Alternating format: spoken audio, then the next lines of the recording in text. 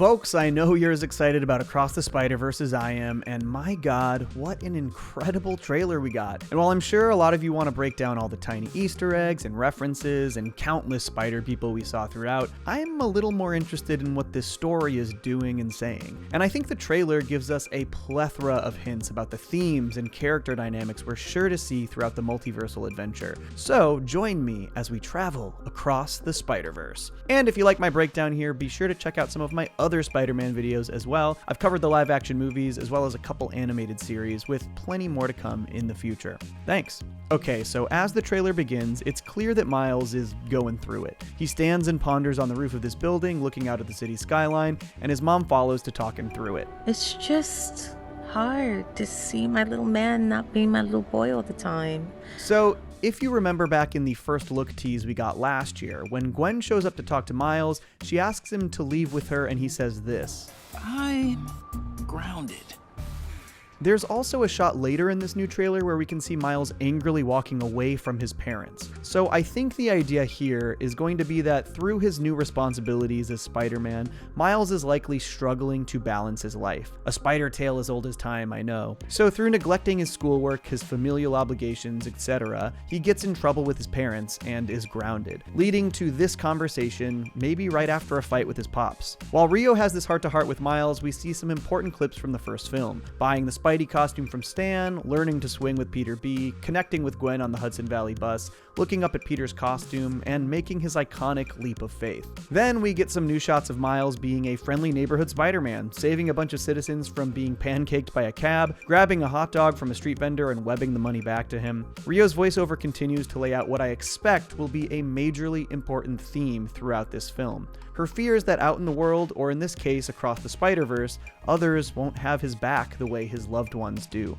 And he never lets anyone tell him that he doesn't belong there. So this absolutely ties into some of the other stuff we learned about the film's story from various interviews. We know that the film is actually going to open in Gwen's universe, and similar to Miles in the first film, her story will involve her own father, a police officer, being tasked with tracking down Spider-Woman, or Ghost Spider, whichever title they're going with. But Lord and Miller also said that Gwen is going to be recruited into this sort of multiversal spider team by Miguel O'Hara, aka Spider-Man 2099, as seen here in what appears to be Nueva York, occupied by countless spider people. And that is where it seems a ton of the conflict of this film is going to stem from. With Mrs. Morales telling Miles, "Don't let anyone tell you that you don't belong there," it seems like this is exactly what Miguel will be doing to Miles. We know Gwen is recruited to this team, but Miles is not. Gwen brings Miles into the fold, leading to a conflict with Miguel. In this trailer, there are multiple villainous looking shots of Miguel, and in that first look last year, we had an entire sequence where Miguel was chasing Miles through Universe 50101,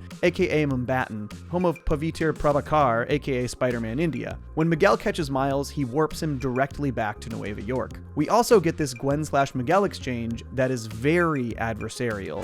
We are supposed to be the good guys.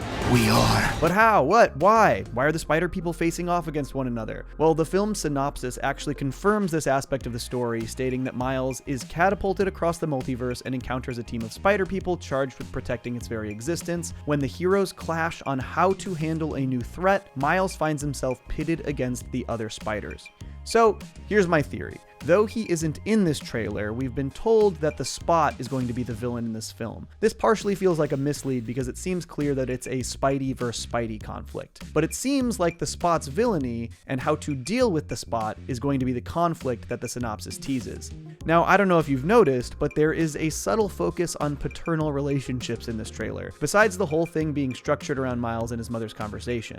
We are introduced to Jessica Drew, played by Issa Rae, who is confirmed to be pregnant in the film, based on the 2015 Spider-Woman run. We see Peter B. Parker again, and he's wearing a baby Bjorn, and in this later shot, we can barely see his daughter in the Bjorn. Lord and Miller confirmed in the trailer after party that after Into the Spider-Verse, Peter B. got back together with Mary Jane, and they had a daughter, Mayday Parker. A nice confirmation of his arc from the first film. I love you, I'm so proud of you. Bravo, kids. But then, most importantly, I believe, we get this little shot of Miguel O'Hara looking at this video file showing himself and a young girl named Gabriella sitting on his shoulders. Now, there is no Gabriella O'Hara that I know of in the comics, but there are two different Gabriel O'Haras, one being Miguel's half-brother, and the second being Miguel's son. I expect that Gabriella here is Miguel's daughter, and while I'm not entirely sure if they would go this dark, the tone of this shot feels very sad, reminiscent, regretful. I'm thinking that something the Spot did led to the death of Gabriella, leading Miguel down a revenge-driven path disguised as a righteous one, which is also how he's able to convince characters like Jessica Drew that what they're doing is right, all in the name of protecting a future for their children, which I also think could lead to some really great conflict between Miles/Gwen and Peter B. Parker, who obviously have this entire history together, but might not line up on this particular issue now that Peter is a father. While we do see Miles fighting for his life as a ton of Spidey variants attack him, and we see Gwen seemingly in conflict with Miguel, we do not see Peter B. Parker in the same level of conflict. And I expect that these paternal themes are going to tie in significantly to both Miles and Gwen's arc in the film as well. Miles seemingly having conflicts with his parents, and Gwen, who is literally being hunted down by her father as she is a vigilante. But interestingly, Lord and Miller also stated that while the first film was about how anyone can wear the mask, the second is about how to wear the mask. And I honestly can't think of a better way for that to be illustrated than by Miles being forced to stick to his own morals,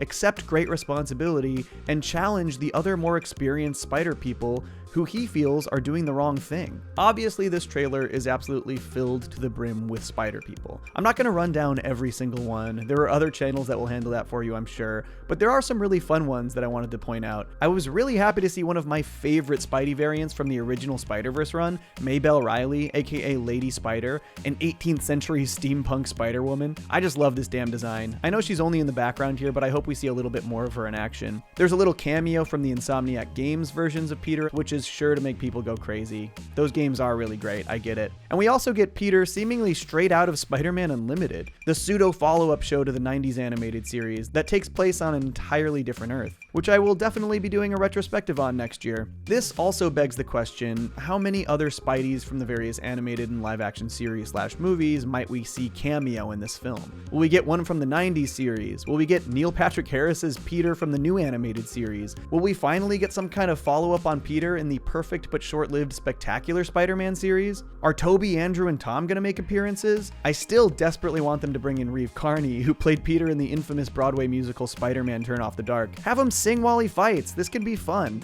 There are a lot of cool possibilities here. We know that the movie is going to primarily take place in 6 different universes as well, all of which have entirely different animation styles. We've seen Miles' universe, Nueva York, and Mumbattan pretty extensively. We also know we'll spend a lot of time in Gwen's universe, which we got a little hint of in the first film, in a style that heavily lines up with her comic books. It looks like a few of these shots might be in this universe as well. I'm guessing that this stuff here is Jessica Drew and Miguel O'Hara busting into Gwen's universe to recruit her into their Spider Force. I'm thinking another one of the universes we'll see is Hobie Brown's, aka Spider-Punk, who is confirmed to be played by Daniel Kaluuya, and he's supposed to have a pretty big role in the film as well. I didn't catch him at all in the trailer, but we did get this concept art showing off his unique art style, which I think is rad as hell. Lord and Miller also mentioned that there's going to be a bit of jealousy from Miles surrounding Gwen's friendship with Hobie. Gwen is typically seen wearing her dancing shoes when she does her Spider-Manning, but you can actually see here if you look closely that she's wearing Converse All-Stars, aka Chucks. Though he doesn't seem to wear them in this design, Chucks are typically Spider-Punk's footwear.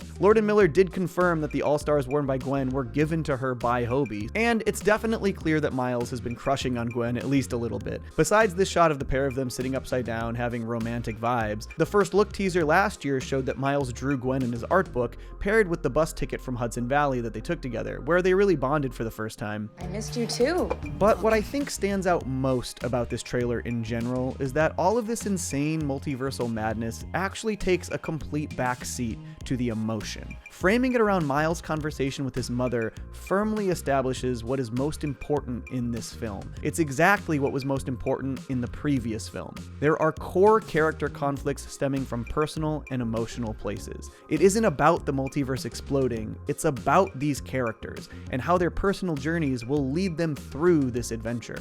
I have complete faith that this film knows exactly what it's doing. So yeah, I am outrageously stoked for this film. Even just from this short trailer, I can see hints of the theming, the story, the character journeys, and everything I've managed to piece together so far has me even more excited. If you enjoyed this breakdown and speculation about Across the Spider-Verse, please stay tuned because 2023 is going to be a Spidey heavy year on this channel. I've got retrospectives planned for Spider-Man Unlimited and Ultimate Spider-Man. I'll be doing an Into the Spider-Verse video leading into Across the Spider-Verse, and videos on Insomniac's Spider-Man and Miles Morales games leading into Spider-Man 2 later in the year. And of course, videos on this film as well as Insomniac's Spider-Man 2. Can't believe we're getting 2 different massively anticipated Spider-Man 2s next year. And of course, let me know below what you noticed about this trailer and what you're expecting moving forward. Thanks for tuning in, and I'll catch you next time. Peace. On to Cellos.